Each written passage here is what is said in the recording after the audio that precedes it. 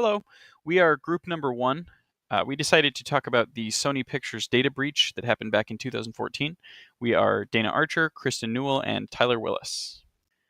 On November 24th, 2014, Sony Pictures was hacked by the Guardians of Peace, also known as the GOP. They put pressure on Sony not to release the film The Interview. But that wasn't their only or even their main line of attack. These attacks spanned about 3 to 4 weeks. The breach was credited to the malware called Wiper malware. After the dropper executable installed the malware, it created a file share that helped it spread to other computers, then it installed on a web server file. Once that malware was on a server, it displayed the scrolling text and image that victims saw as files that were deleted. At some point, it allowed the attackers to download a large number of the company's files and information before deleting its contents. Over this time period, they released movies to the public, like Fury and Annie. They had access to lots of private emails, social media information, health and family information of employees, financials, and other information like the secret plans to partner with Marvel Studios for the inclusion of Spider-Man in Captain America: Civil War. There were also reports of ransom demands much earlier on. Terroristic threats were posted online or emailed to the employees that had their information stolen. The Guardians of Peace, or the GOP, also threatened to attack anyone that went to see The Interview over the holidays. It was originally planned to be released on Christmas Day that year.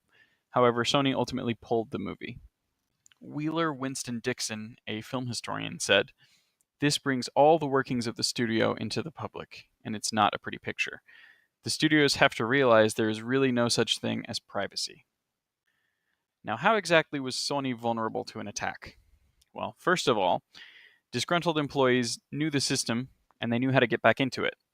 Second of all, information was not at all secure. Even the most basic measures of encrypting emails were not being followed. Who was really to blame?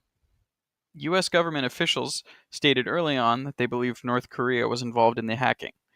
The U.S. Department of Justice issued formal charges related to the Sony attack on Park Jin-hyuk on September 6th of 2018. A more detailed description of Park's illegal activities can be found on justice.gov's website. After his attack on Sony Pictures, he moved on to steal $81 million from Bangladesh Bank, unsuccessfully targeted a number of U.S. defense contractors with spear phishing emails, and he also used a ransomware attack known as WannaCry 2.0.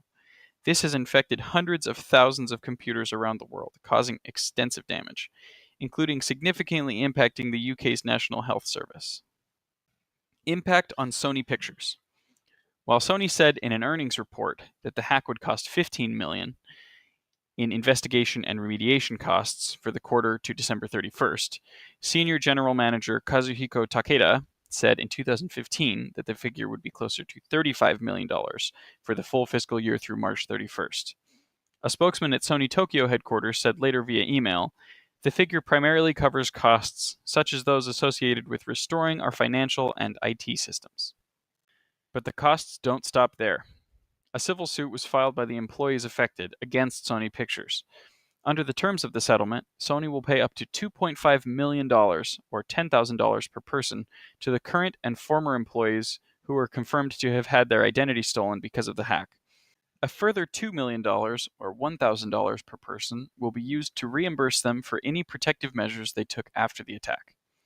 It is impossible to give a total number value on how much this costs Sony because of the factors such as blockbuster openings in theaters. And one cannot simply compare the previous year's fiscal year ending to the one involving the breach. Sony had too many outliers, such as the successful sales of the Apple iPhone and the PlayStation 4.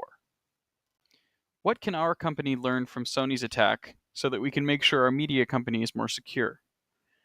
We need to make the hacker's job harder, not easier. Some of the things we can do to make it harder to get into the system are, first, focusing on using employee accounts as an entry vector.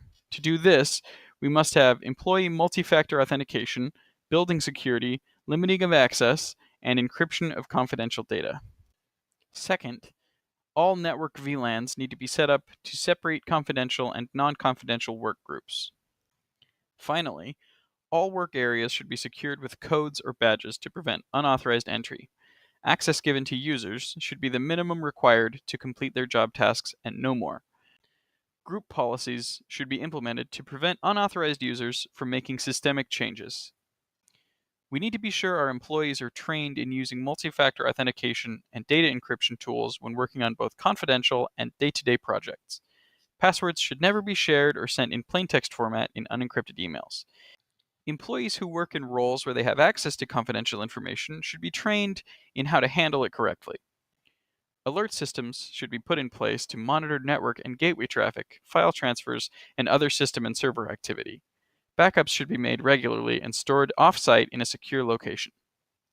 If any production plans are in process that could cause controversy or risk retaliation from an outside group, security measures should be taken to protect company assets before any production is started.